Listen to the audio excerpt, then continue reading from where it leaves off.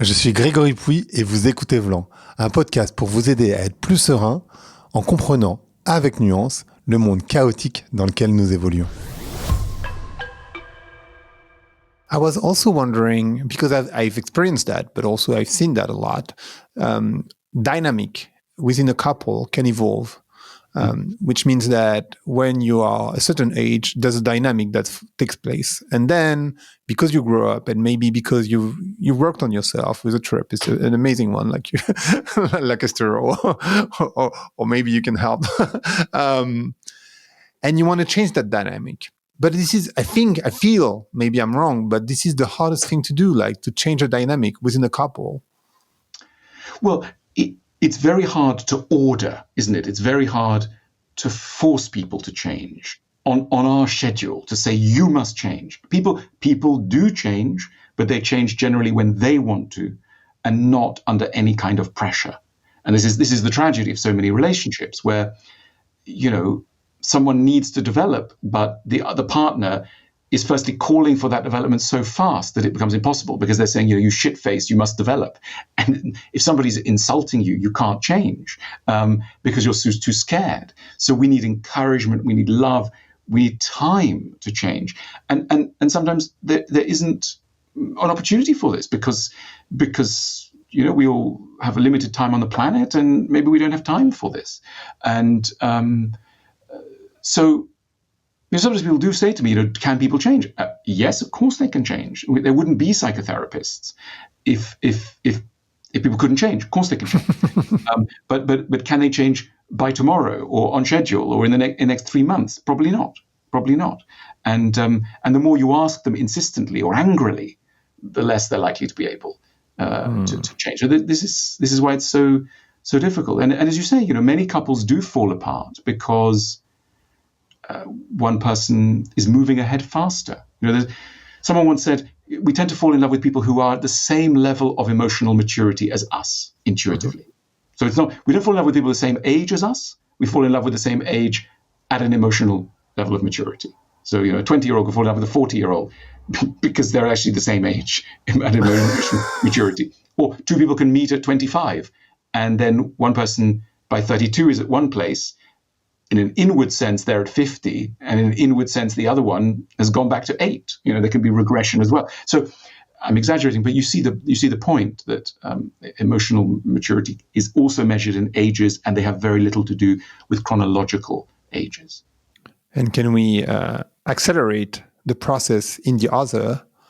Or how can you, because you said you cannot force someone to change. So maybe you can say, go see Alain de Botton as a therapist and maybe try to accelerate, or maybe see a couple therapist you were talking about AI doing that, but you're touching on a very vulnerable spot in me because, again, my optimistic side, which enables me to get out of bed in the morning, is that I really, really want to believe that words, discussion, podcasts, arguments, not fighting arguments, but arguments on a page, etc., can help people to develop. That's what motivates me and lots of other people like 100%. me. We believe in dialogue, but the truth, the bitter truth, which I think we also have to accept, is that dialogue won't always work, and it's part of emotional maturity to recognize that there are people that you can make the most amazing speech to. You can be as as poetic as Racine, as intelligent as Freud, as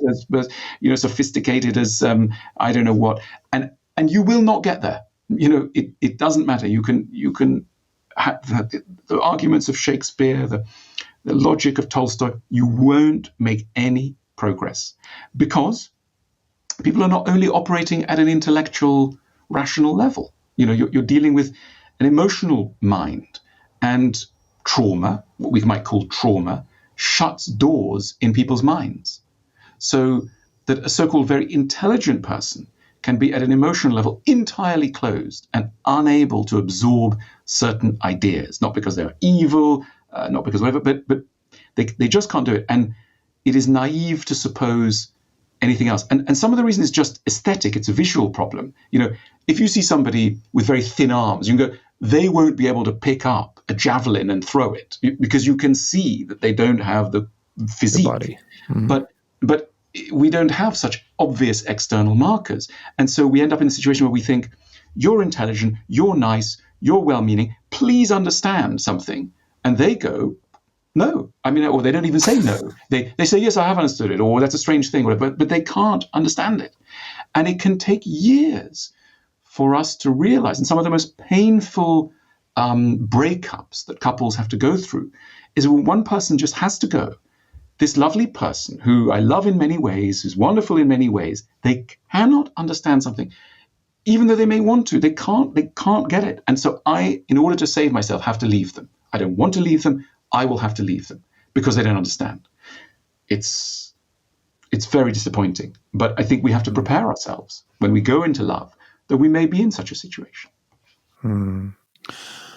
Before we go into breakups, because I also want to talk about that, I wanted to talk about sexuality. And you can be within a very loving couple, and yet the sexual desire is disappearing because it's been a long time. How can you increase, or I don't know, fire up the sexual desire? Or how do you keep up over time? Yes. I mean, look, others have said this. We mentioned Esther.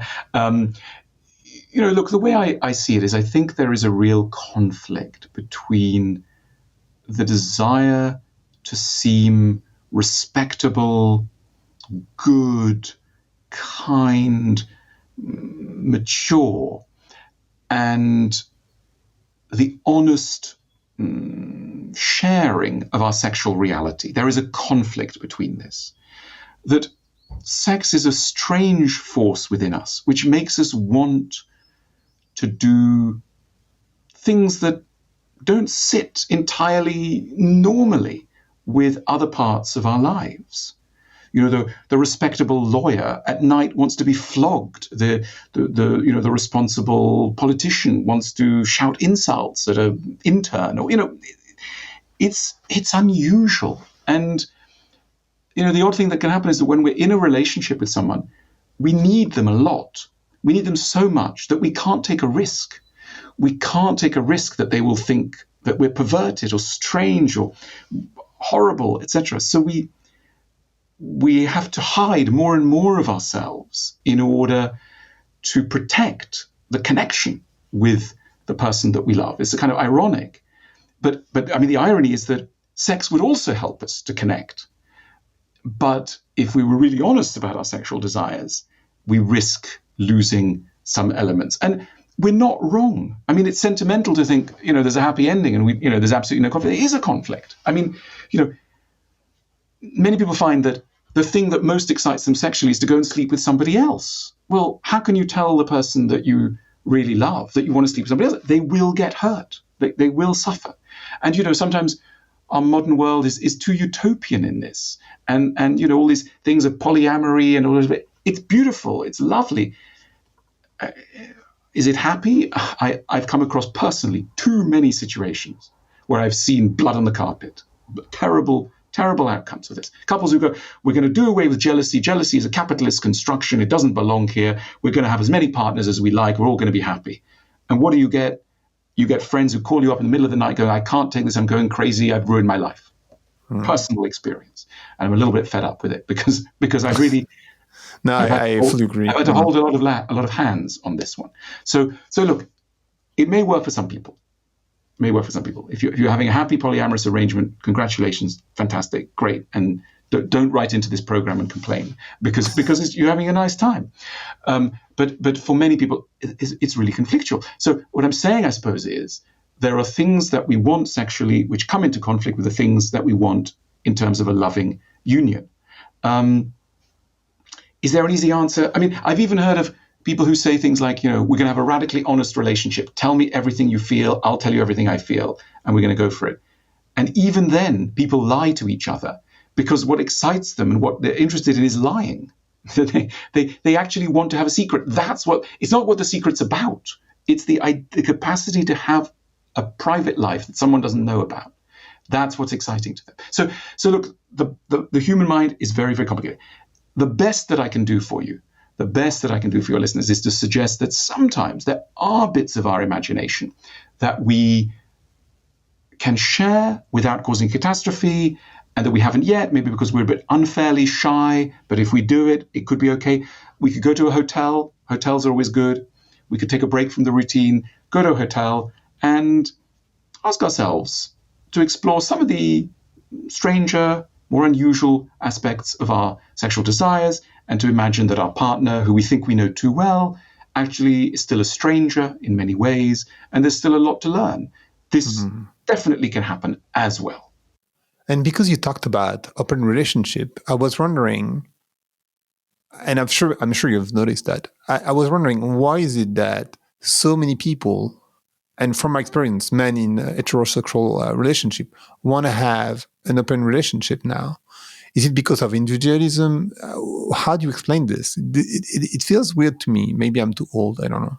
Well, look, it's not modern in the sense that if you look at history, many societies have shown mostly men, very occasionally women, in positions of high status, having multiple partners. This is something that history shows us. Yeah. So it's evidently something that lingers in the human soul, and historians of financial structures will emphasize that the bourgeois marriage has an economic basis. We don't want to split the farm between too many people. We want to arrange money, et cetera. So there's incentives coming from somewhere other than the emotional sphere for a settled union. But as finances change, as the ability to arrange things financially changes, so too it becomes less important to have exclusive relationships. So back to La Rochefoucauld, there are some people who would never have heard there was polyamory, or some people who never heard there was monogamy, etc. It slightly depends on where you are. And we're now living in a world where that's more possible. So we're finding naturally some people able to express that wish in a way that they didn't even know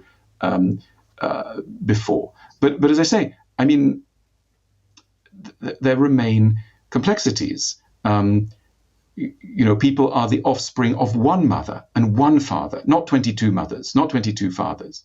Again, from a Freudian point of view, this sets up challenges. You both want an exclusive relationship with one parent, and you want to get rid of the parent and and say, I don't care for mummy. Who cares about daddy? I want other people. It's a sign of independence. It's a sign of your maturity psychologically. It can be for some people. So this explains the yin and the yang of the one and the many, always. If I'm not mistaken, you've written that most love stories end too early. And I was wondering, how do you make sure that it doesn't happen? Is it about making efforts? Is it about understanding the other? I mean, we discussed that a little bit, but you also said earlier that sometimes, when the person is not at your stage of love maturity, you should probably leave. So I meant by ending love stories, most filmmakers, etc., that the moment that it's the end, it's when the couple comes together, when they finally decide, totally. But you don't see them 20 years later still making the meal in the kitchen, etc., etc. You don't see them sending the children to school, etc. And that's partly an artistic problem. But I think the artistic problem then becomes a more general societal problem, because we fail to aestheticize the everyday. And because we haven't aestheticized the everyday, we can shun the everyday, we can condemn the everyday as not interesting. And, the classic novel in this is Madame Bovary. The problem with Madame Bovary is that she's reading the wrong books. She's reading books that tell her that her life is boring.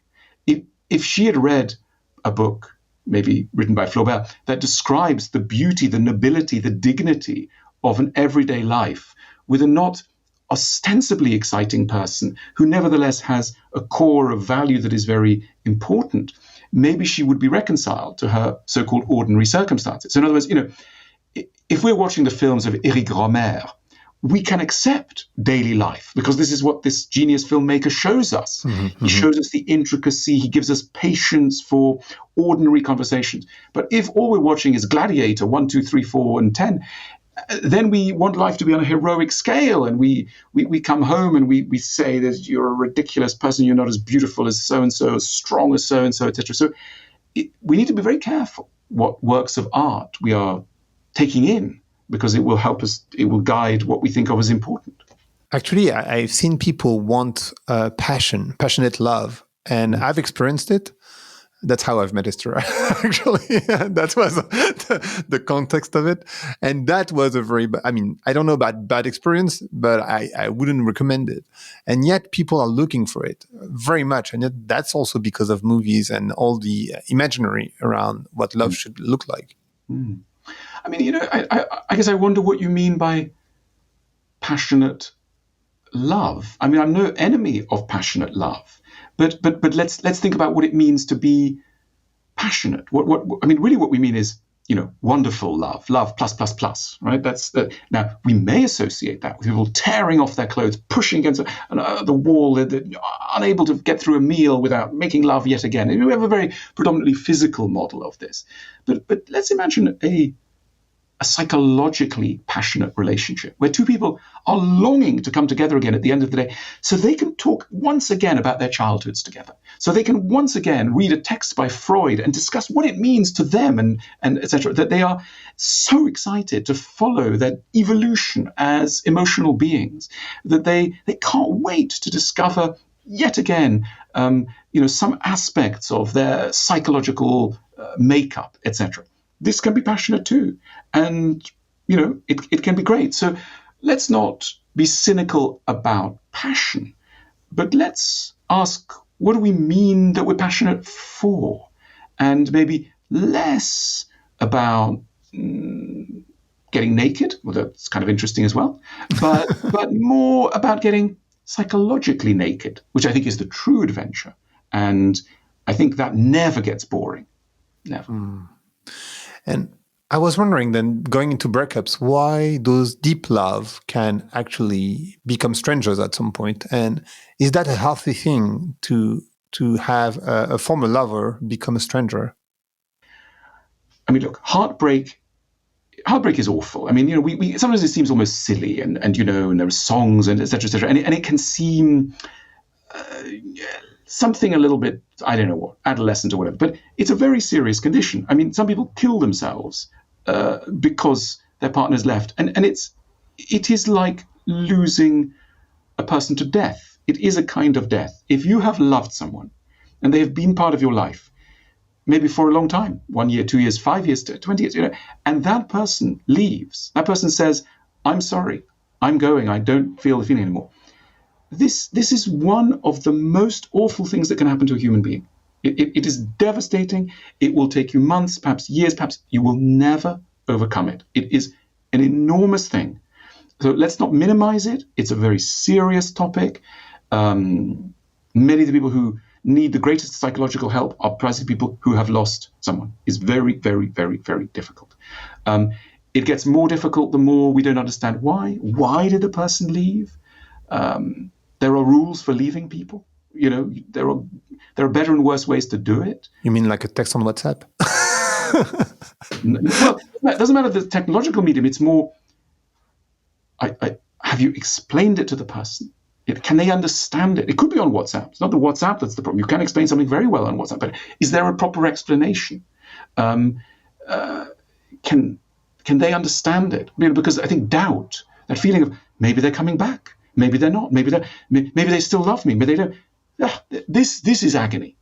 Sometimes it helps to say it's like the difference between someone who loses a child and they find the body versus someone who loses a child and they never know where they went. They don't know where the body's gone. It's always terrible to lose a child, but it's even worse when you don't know what happened to the person that you've lost. And there's a version of this that happens in relationships where we literally, the person says, I really love you, I don't know, but I'm going. Really? Why are you going if you love me? And on and on in the middle of the night, it goes on and on. It's a nightmare. Please, if anyone's listening, do not do this to anyone else. It's not a good thing. And also, we have responsibilities towards people. I mean, it's not fair to fall in love with someone, have them in your life, know that they want a child, realize you don't want a child with them, know that they're 35, 36, 37, 38, 39, and you're still there. Get out. I mean, don't do this to someone. Or that they're getting older, they're 50, 60, 70, and you're still around, but actually you want to leave. Well, don't hang around. it's always fascinating, isn't it? How you do something a bit wrong with a car. You drive, at 25 kilometers an hour in a zone, and immediately you have a fine, the police, there's a CCTV camera, etc., etc. And in love, yes, if you hit someone physically, so there are certain moments when, the law will get involved, public opinion will care. But a lot of situations, no one cares. You can do anything you like. You can be in somebody's life for 20 years. They think that they're a family, you're a family, etc. And then one day to the next, you simply say, I'm so sorry. I do apologize. I've fallen in love with somebody else. Goodbye. And that person just goes. Now, sometimes we can't prevent these things, but let's try and observe some of the rules of human decency as we try and maneuver. If you know that someone's not right for you, don't wait around in the hope that someone better will come along, but you'll only shift when they do. No, leave now, leave now. Don't keep 2 people or 3 people running, and don't. There are ordinary rules. We don't need to say them, but we don't need to believe in karma to know that what you've done may come back to you, or if it doesn't go back to you, it'll come back to somewhere. There's we do live in societies, so let's try and be kind. I thank you for that. I fully agree. But is it healthy that this person become a stranger after a while, or look, it may. I mean, if somebody impacts us a lot, they will always be with us, with us. They won't disappear from our lives, our hearts. The question is, do we want to see them every day? Do we want to be in contact with them every day, or regularly? And the truth is, it may hurt too much. If you loved someone and knew everything about them and they were part of your life, and then they say, "Oh, we'll meet every month," I can't do this. If you want the whole of someone, and then they give you, one afternoon every 6 months, you may say no, not because you don't want them, but because you don't want such a fragment of them. So friendships are possible when 2 people basically want the same level of each other, and that can happen. 2 people are like, well, look, we're not made for each other, but it'd be lovely to spend the afternoon every now and then. We could even go on holiday. It's fine. It's relaxed, but it's not always going to be possible. And I think the more in love with someone you are, the harder it can be to then accept a friendship afterwards, because a friendship seems so pale next to what you really wanted. So the best setup for friendship is ironically when you didn't love that much, when 2 people didn't love that much. 2 people were just, a little bit in love. And after all, one can be a little bit in love. It's not a paradox. Are there any tips to unlove someone, or it doesn't really make sense to have a tips to unlove someone, or is it just taking time? Because we tend to just remember the good things. So sometimes we can meet someone that is, I don't like the expression, but I'm going to use it still, toxic. I hate this because, everybody became toxic. But, there are like real toxicity sometimes. And so you want to get away from that person, but yet you remember just the good things about that person when you leave. And so are there any tips for you to actually remember all the flaws and all the wrong things that were going on with that person? Sure. I mean, I think what you need to do is immediately set up a file on your computer called something like, problems with A, B, C, whatever, whoever the person is, and literally list, I received this text message, when I was going to see their mother, they did this, when we came back from the holidays, they did that, etc. I mean, it's not a grievance sheet just for the sake of it. It's actually usefully trying to remember that this is a 3-dimensional person and there were genuine problems. And therefore, because a lot of people, they're with someone, they break up with them because there are difficulties, and then 6 months later, they're back together with them. Why? Not because the difficulties have been solved, but because the difficulties have been forgotten, literally forgotten. We are sentimental. I mean, it's why, I always find myself going on holiday. I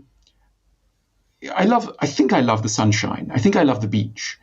And then I go to the beach and actually I'm too hot and there are flies and I get distressed and I can't take it. But then I get back to London where I live and it's grey, etc. And within a month, I want to go back to the beach because I've literally forgot. I'm so stupid that I just keep forgetting the problems of me and the beach. I actually do not get on the beach. Now, what I should do is keep a file saying, the problem with St. Lucia or, St. Bart's or wherever it is, there's lovely islands that people go to, is that I get hot and a film and a photograph and a testimony. I should talk to the camera going, I'm unhappy. It's midday. I'm on the beach. I'm too hot. I'm in a bad mood. I can't think. I've lost my glasses. I can't go swimming, etc., etc.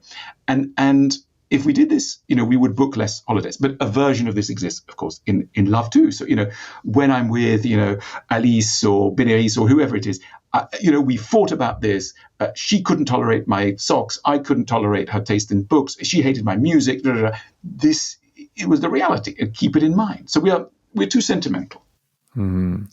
I wanted to talk about children also, because those have two impact. Many impacts, I guess. But I was thinking about two. First is the separation between, sorry, I'm focusing on heterosexual couples, but between the man and the woman, it happens quite a lot. And also sometimes on the opposite side, you stay together for the children. You know what I mean? And I was wondering if you have any advice for young parents, how do you overcome this situation of being separated as a couple somehow because of the child? I think you have to accept that there is a tragic structure to this, that there is a loss. There is a loss. There is a gain. You have a child. There is a loss. Your relationship will suffer. Any couple that expects not to suffer, they should immediately be warned they will suffer. They will suffer in terms of intimacy, in terms of time, etc. And there is a kind of psychoanalytic problem here, which is that as you become parents, your own associations of what a parent is will come into play. And so your wife or your husband or whatever, co-parent or, whatever you want to say, gets some associations of the father and the mother. And so, there are all kinds of, and then sex becomes harder because it's harder to have sex with someone who somebody else has called mother or father. Partly because there is this unconscious wish in the Freudian sense to have sex with a mother or father. If somebody, is called mother or father by your child, you will push them away a little bit more because, there is uncomfortable association. So all sorts of taboos come around. So yes, it's very complicated, and couples need to know this. And look, it's obviously we live in a society where we want everything. We want wonderful jobs and time. You want to have a fantastic job and lots of time for yourself. Well, what do you tell people? You tell people if you want to have. I always say there's no such thing as work-life balance. But talk about work-life balance. I fully agree. Anything that's worth doing is going to unbalance your life, but it's worth doing, but it will unbalance you. You want to write a book. Well, other things are going to have to suffer. It's good to write books maybe, but other things will suffer. So we just need to be ready. Yeah.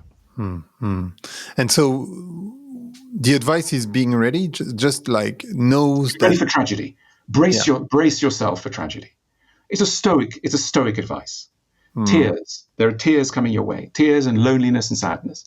And sometimes those tears and loneliness and sadness are a little bit better because we know that it's normal, we're not alone, and we were prepared. And on the other... I can do for you.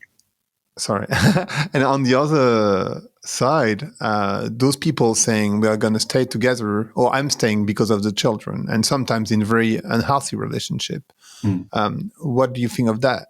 Because our romantic. I'm not talking about the very difficult situation. Let's not talk about violence, etc. Obviously, that's not a good idea. But let's say the ordinary compromised relationships. Obviously, we like to mock compromise. We like to say compromise is bad. We must never compromise, etc. Let's argue a little bit in favor of compromise. We have to compromise sometimes. Maybe sometimes we don't have a million options. There are some financial constraints. Maybe the child really does need us, etc. Maybe there are some wonderful people compromising. Maybe we all compromise. We all compromise in our lives. So it's okay to compromise. But there are degrees of compromise. There are levels of tolerance. There are levels of wisdom around compromise. But the concept of compromise, maybe. So maybe we will need, at some level, to compromise for a child, it's not automatically the worst thing. Let's rid of ourselves of this romantic idea. The moment you compromise, no, it's always better not to compromise. An uncompromising person is always better than a compromising person. Really? Is that true? I think then we're in a kind of totalitarian system where only the extreme is possible. Obviously, a lot in the world that encourages that point of view.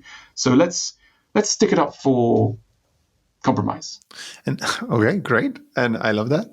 And how do you know that you've tried everything, that you've been pushing enough that maybe it's not worth pushing more and that you have to leave?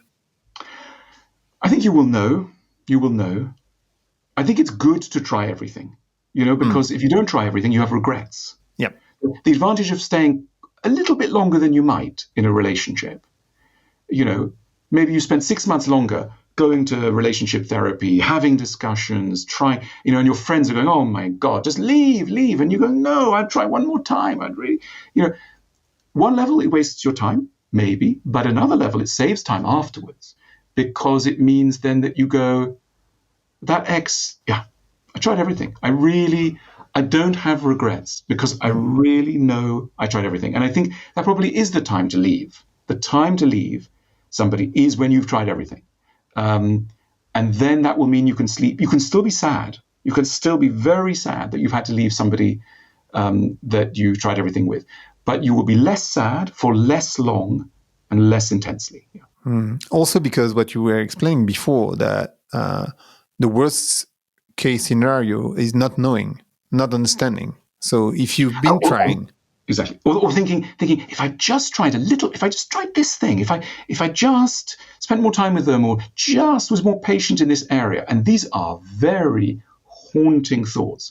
So if you've given yourself the chance to go back or stay in and try that kind of listening, that kind of thing, and you've seen it didn't work, then, as I say, you'll be able to leave and you'll go, it really was sad, but I cannot see a way in which this could have worked. And if the partner ever wants to get back together and says, oh, we could get back together, you can say, I would love to. I really would love to.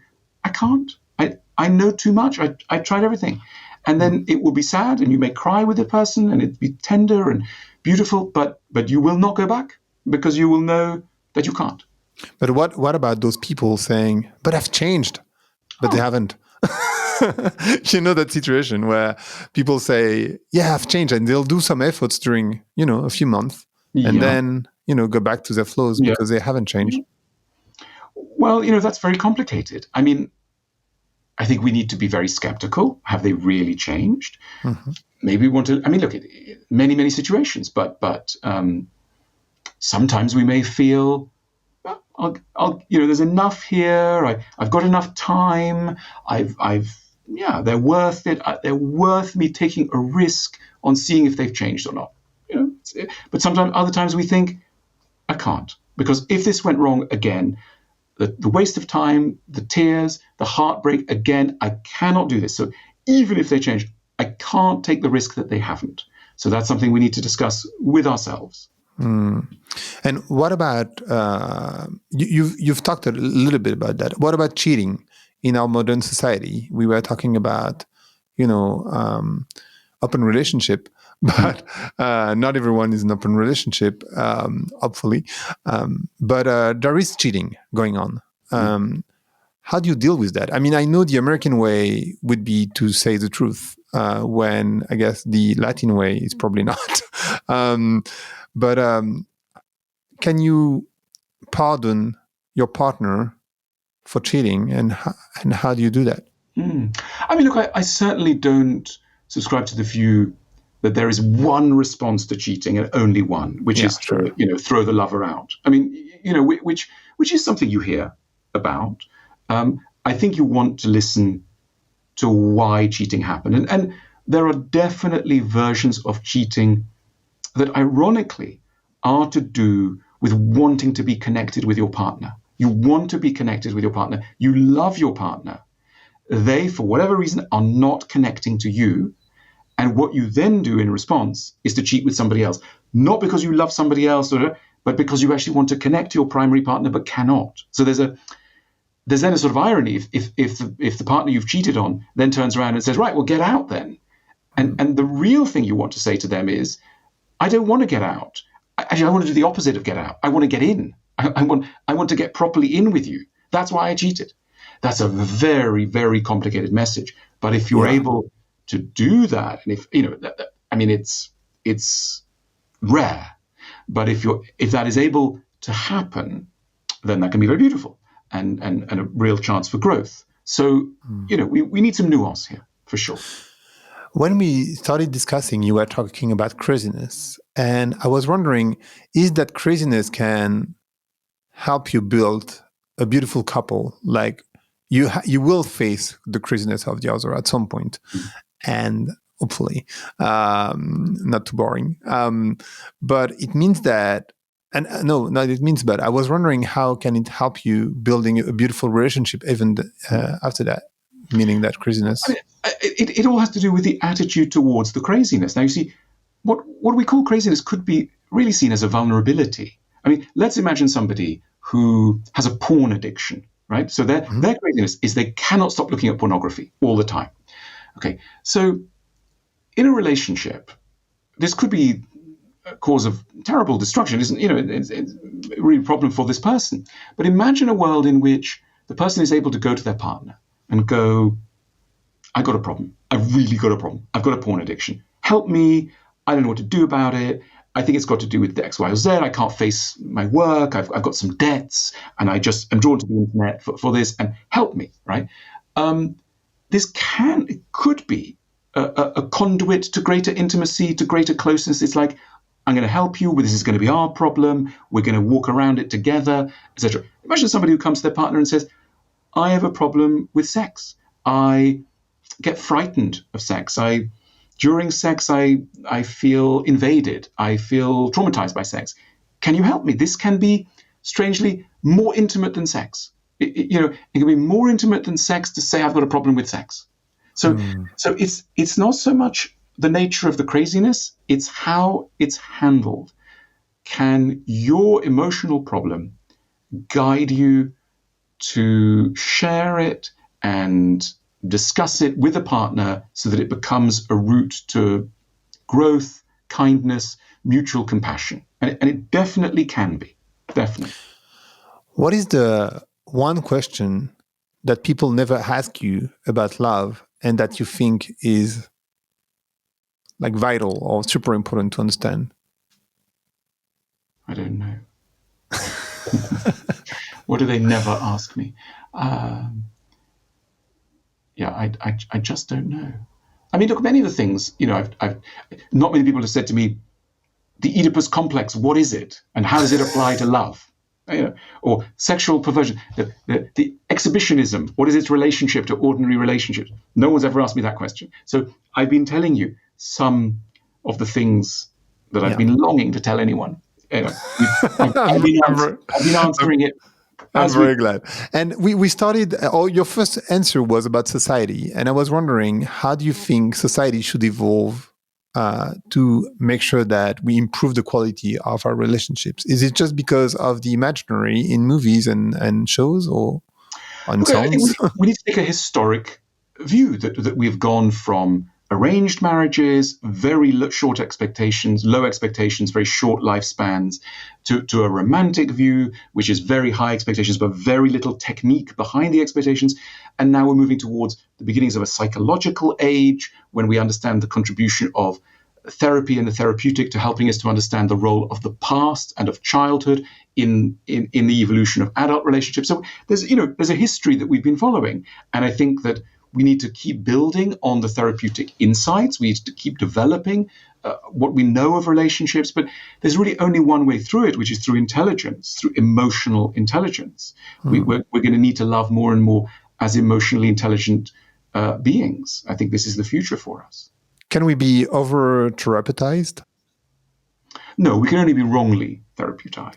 and that we can be. It's like, can we think too much? No, we can't think too much. We can think wrongly, but we can't think too much. Okay. So I think that's what people mean when they say, you can have too much therapy. It's really, my friend went to therapy and they're still an idiot. That's what they're trying to tell you.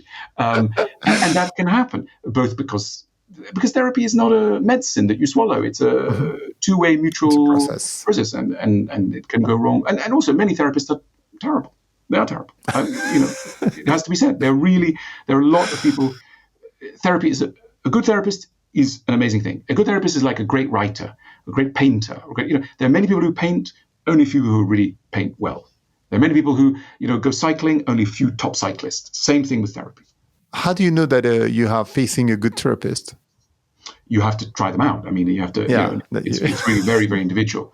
And it's very difficult. And therapists they can be very abusive, to use a word, towards their clients. I don't mean sexually in any obvious way, though that as well. But that's a minority. The majority is just that they impose a worldview on a client that is not suitable, and this happens a lot. The majority of cases. Interesting. Thank you so much. I know that's so that's just so great. The podcast name is Voulons, so I would like to know what you want to open the door or close the door to. Look, I want to close the door to the less useful versions of anxiety. I think the most beautiful thing in life is to be calm. And the most horrible thing in life is to be anxious, to be panicked. I think really what we all long for behind the fantasies of money, of fame, of love, etc. Really, what do we want is we want to be calm, as calm as we were when we were a newborn baby. We just had a feed. We go to sleep. We're at peace. And I think like everyone, I want to be at peace in a very noisy and agitated world. Nice. And you don't want to close the door to anything. I want to close the door to the noise, the anxiety, the hatred, the confusion. Actually, I did an episode of podcast with Mark de Smet, and he made me realize that most of the noise is inside and not outside. That's and true. I thought it was so interesting. Although I would say that the noise inside was once a noise outside. Interesting. It is a historic noise. Yeah. Okay. And I was wondering also, what are the next topics that are exciting you for the future? What are you exploring now? I mean, look, I run this organization called the School of Life, and we have a YouTube channel and all sorts of things. And we're constantly really exploring emotional life and our life as emotional beings. And it's an enormous topic. In a way, it's narrow, but it's also hugely deep. And I just look forward to, discovering little parts of this giant dark canvas, just exploring new parts of our psyche. And every time that I understand a little bit of something new, I feel a little bit lighter and more energized. That's my mission in life. I love that. Thank you so much, Alain. That was amazing. Ce podcast a été monté et mixé par le studio Plink, qui accompagne Voulons depuis ses débuts. Donc, si vous avez besoin de vous faire accompagner par de vrais professionnels sur toutes les étapes de votre podcast de marque, de l'idée en passant par l'enregistrement, qu'il soit audio ou vidéo, le montage, le mixage et la diffusion, n'hésitez pas à faire un tour sur leur site web. C'est plink.studio, plink.studio. Merci d'avoir écouté Voulons. Si vous avez aimé l'émission, n'hésitez pas à mettre des étoiles sur vos plateformes de podcast préférées. Vous pouvez aussi partager l'épisode sur vos réseaux sociaux, Instagram Stories, Facebook, LinkedIn, où vous voulez. Je suis Grégory Pouy. Vous pouvez me retrouver sur l'intégralité des plateformes sous le nom Greg from Paris. Si vous avez des idées pour des invités, si vous avez des commentaires, n'hésitez surtout pas à m'envoyer un message. Allez, merci et à bientôt.